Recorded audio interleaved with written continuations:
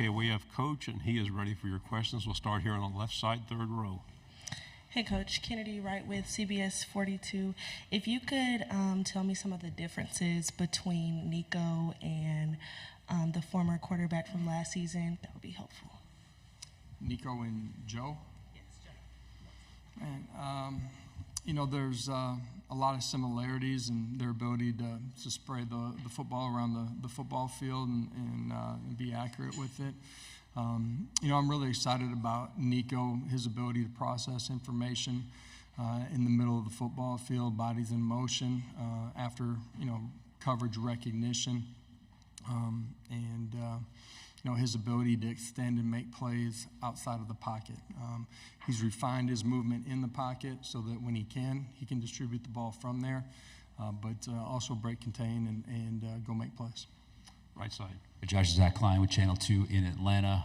The use of iPads now being able on the sidelines. Kirby said the problem he'll have is a lot of coaches are technically challenged on his staff. How do you think that will help you? Maybe too much information overload. How do you take advantage of this new opportunity? Yeah, well, it's going to give you the ability to go back and tangibly see everything that happened. It takes away some of the artistry of having to put the pieces of the puzzle together without being able to watch it in between drives or from play to play. But it'll be a great tool for your players too, to see something and help them make adjustments before they get to the next drive. Right here in the front row.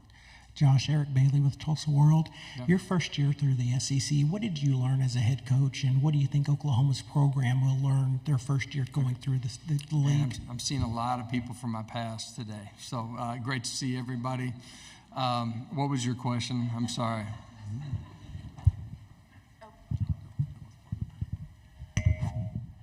When you went through the SEC the first year as a head coach, what did you learn, and what do you expect Oklahoma to learn their first year going through the SEC?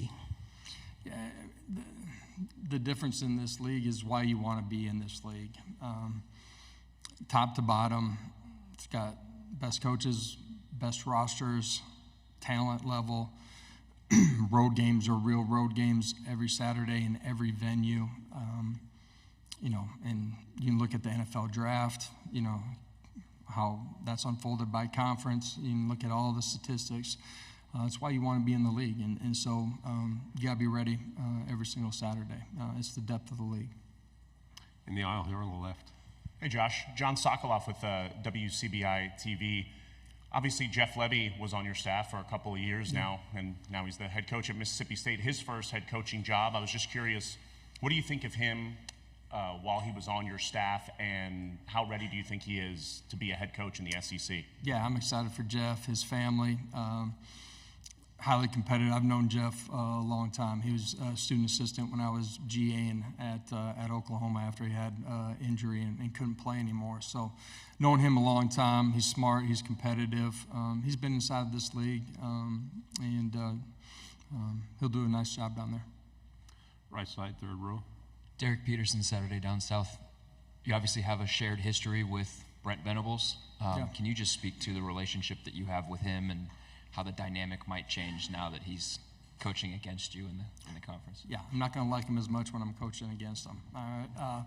Now, Brent, like as a player, I thought he was one of the cornerstone pieces on the staff, and that's from a player's perspective of helping us get to where we got. His consistency, his competitive drive were things that you notice as a player. You get in the staff room with him, you see that same energy and same focus from him, and got great respect for him and what he's done throughout his entire career. That's every stop that he's been at, and obviously what he's doing at Oklahoma now. This side, and then pass it to your left. Tyler Shaw with KBTX and College Station. Have you kind of thought about what kind of emotions it'll be for you going back to Norman, and then what will you be able to tell your players to prepare them for that specific road trip?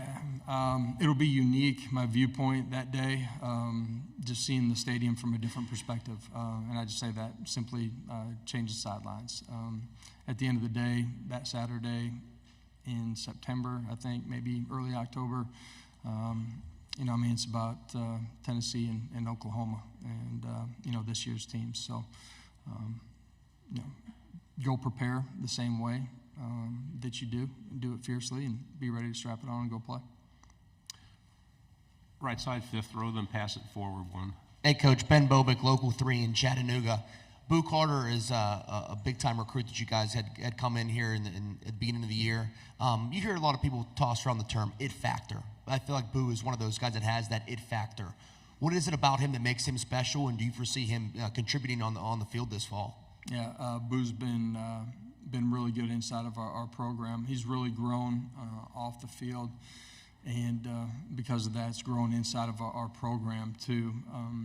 He's a dynamic playmaker, and you can see that, from his high school footage as, offense, returner, defensive playmaker. We were fortunate to spend a lot of time with him in different camps and get around him. His competitive composure on game day, I got a chance to go see him play. It was striking to me, just watching everything unfold and his ability to communicate, after a play on the sidelines with his coaches, players. And, I'm excited about his growth and mastering the position within the fundamentals and technique in our scheme as we go through training camp. But expect Boo to have a great fall. Left side. Coach, Carter Yates with Dave Campbell's Texas Football. With Texas and Oklahoma being added to the SEC, obviously there's 2 Texas universities in the state. Now, does that change at all for y'all, the geographic area you're recruiting? Now, for us, we have a national brand. We've recruited nationally. We have multiple kids that are from the state of Texas that are with us, and we'll continue to recruit it.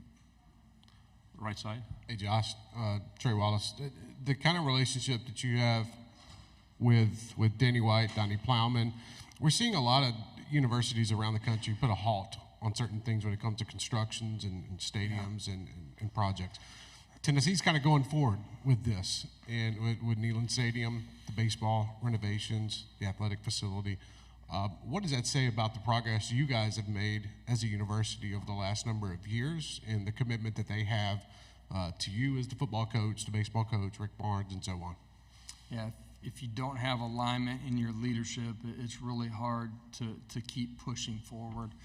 And we have that at the University of Tennessee, from Danny to Chancellor Plowman to Randy Boyd.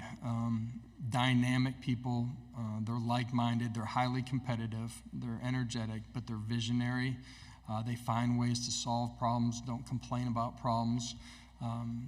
For us on the athletic side, you look at the changes that they're making to Neyland Stadium, to our baseball stadium, revenue sources that are revenue sources for game day in Neyland, but are going to be revenue sources 365 days out of the year.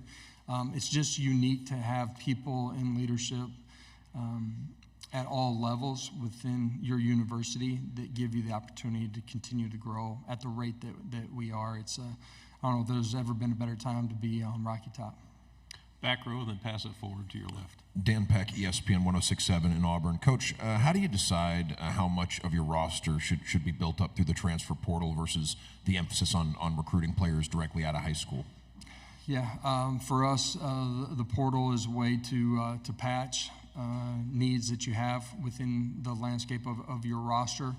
I think high school recruiting, the development of the player within your scheme, in the weight room, but also the leadership that you have to have from within your program.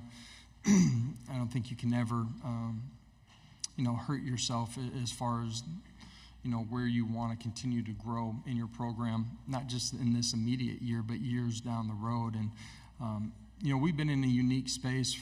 When I got there, I think we were at 65 scholarship players our first fall. There are reductions that we've had to take. We've had to be smart in how we continued to build our roster. I talked about our wide receivers being the deepest, the position group being the deepest that it's been. Some of that was because that's just the way it was, but some of it was also decisions that we had to make as a staff, and feel like our roster is the deepest that it's been. And really excited about, how we can continue to grow and push forward. Left side on the aisle. Coach, right here on the aisle, ESPN 106.7 in Auburn, Jacob Goins. You are taking an intriguing road trip in week 2 to NC State. What does that game mean for you and your team and the trajectory of this season going on the road to a different place in week 2? Yeah, it would be the biggest game on our schedule that week. Huge game. You look at the quality of the opponent. Coach Dorn's done a really nice job over there building that program, consistency that he's had. But for us, the Carolinas have been a really fertile recruiting ground, and for us, there'll be an opportunity to go to some of our recruits and play in front of them. Right side of the aisle, then pass it back one chair. TJ Krulwich, National Football Foundation. Congratulations, Coach, on making the 2025 ballot for the College Football Hall of Fame. Coach, I just want to ask you, how does it feel to be on such a prestigious list like that? Yeah, I'd feel better if I got in, but you know what I mean. What the Football Foundation recognizes and what they do within the landscape of football in general, I think is really important. And then to have an opportunity to be recognized in that way, with a lot of other great players, it's an honor. On the aisle. James Hale from OKC Sports Radio 105.3 HD1 in Oklahoma City. Josh, I heard that you were able to go back when Roy was inducted at the party that he was at. Was that the first time you had a chance to be around the guy since you'd become a head coach? And I was just curious what you thought about that event. You guys know the pace of this job has only continued to get faster and faster with less downtime. So, I hadn't had an opportunity to be around many of them all at one time. I think that was the first time that I got a chance to be around a big group of guys, and it was a lot of fun.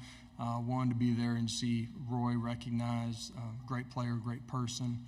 And all the teammates that were able to be back there. There were a bunch of them, and coaches and administration, too. There's a lot of people I got a chance to run into for the first time in a long time. Final 2 questions here on the second row, then we'll go to the fourth. Josh, obviously, your history at Oklahoma. I actually got a fun throwback photo of you and Josh Norman today. Yep. I mean, your connection with that program and those people, your departure did not go like you wanted, I'm sure. Just your feelings, how have they evolved over time since you left there? And does having, as you mentioned, so many guys that you played with or played for now on the staff, how has that maybe evolved how you're feeling about Oklahoma? I don't think my feelings necessarily have really evolved. I got great respect and admiration for the university, the leadership that's been there. Unique time going there as a player and what we were able to accomplish. Great teammates, great coaches, a lot of friends. So I've always had great admiration for the people inside of that state. For me, I'm not at Tennessee if I wasn't at Oklahoma beforehand. So. Okay, on the end. Coach Heupel, Aiden Tyler with OU Nightly in Norman. Obviously, you got that long history, ties with Oklahoma. And how does it feel just with those ties to be their first test in the SEC? Yeah, I thought I'd only get one Oklahoma question today, so I missed on the over-under. Conference games matter. Obviously, I'm stating the obvious, right? Road games are extremely difficult. Know what the environment will be like in Norman. But it's a great opportunity, too. That's why you want to coach. That's why you want to play in this league. You get a chance to play on those stages every single Saturday. Okay, Coach. Thank you very much. Appreciate it. Good seeing everybody from the past.